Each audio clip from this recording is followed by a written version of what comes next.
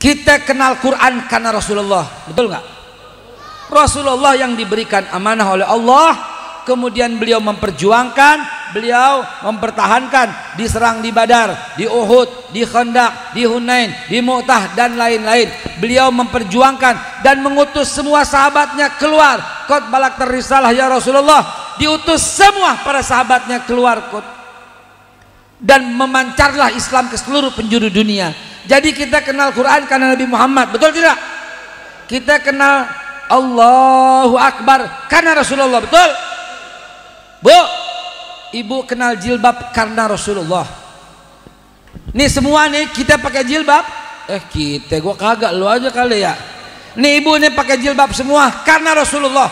Kalau enggak karena Rasulullah, enggak kenal kita jilbab. Lo pakai sarung, pakai kopiah, pakai songkok karena Rasulullah. Masjid ini ada karena Rasulullah yang perjuangkan Islam.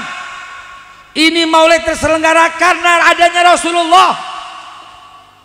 Kita kenal subhanallah karena Rasulullah.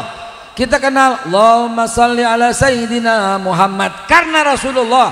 Bahkan Allah subhanahu wa ta'ala firmankan dalam hadis qudsi, Allah berfirman, laulaka laulaka laulaka ma khalaqtul aflaki. Kalau bukan karena engkau, kalau bukan karena engkau, kalau bukan karena engkau ya Nabi, tidak aku ciptakan langit bumi serta isinya. Bahkan langit dicipta karena Rasulullah sallallahu alaihi wasallam. Shallu ala Nabi Muhammad.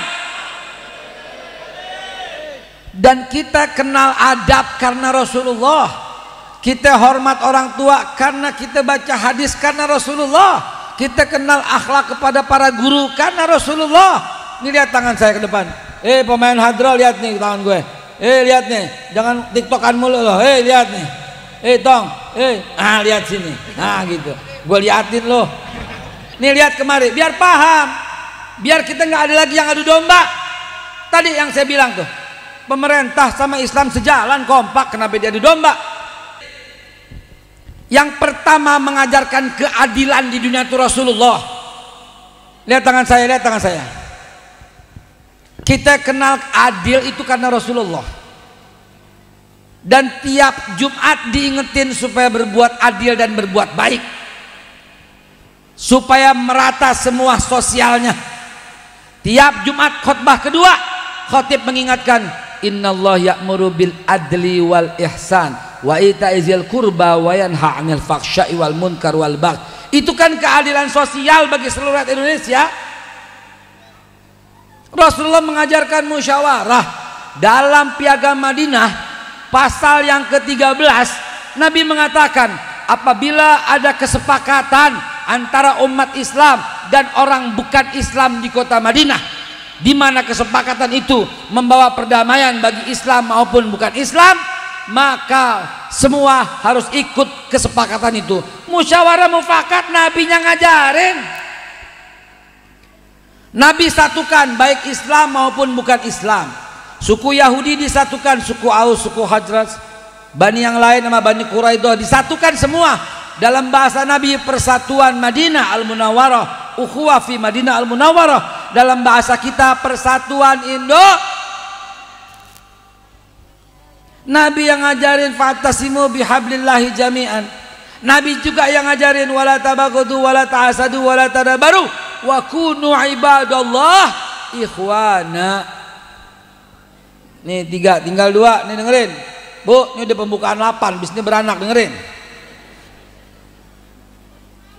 Dan Nabi juga yang mengajarkan supaya kita adil dan beradab. Adil itu bahasanya Al-Quran, beradab itu bahasanya Al-Quran. Rasulullah yang ngajarin hablum minallah wa hablum minan nas. Dalam pasal 1 Piagam Madinah, ini yang belum pernah dengar malu dong. 47 pasal belum pernah dengar Piagam Madinah.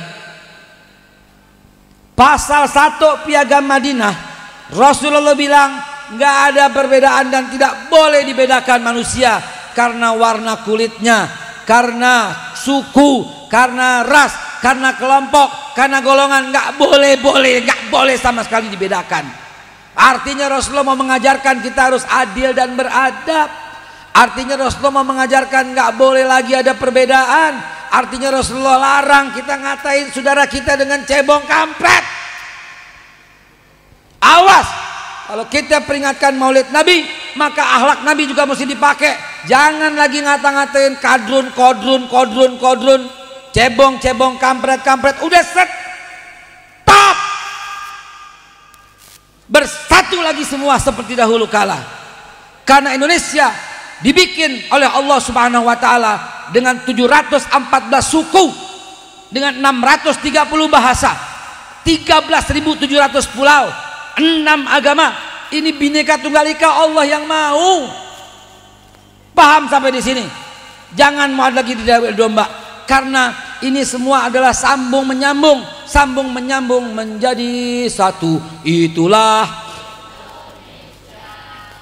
Indonesia, tanah airku. Aku berjanji menjunjung tanah airku. Masih apa lo tong? Alhamdulillah. Jangan sampai dilupain. Satu nusa, satu bangsa, satu. Itu dalam bahasa kita, dalam bahasa Al-Quran. Ayuhan nas, inna khalaqnakum min dzakari wa untha wa ja'alnakum syu'uban wa qabailan lita'arafu inna akramakum indallahi atqakum. Hai manusia, kata Allah, aku yang menciptakan kalian dari laki-laki dan perempuan, dan aku, kata Allah, yang menjadikan kalian bersuku-suku dan berbangsa-bangsa. Lita'arafu, buat saling kenal, buat saling kompak, buat saling asah, saling asih, saling asuh. Masa gue ceramah begini dibilang radikal?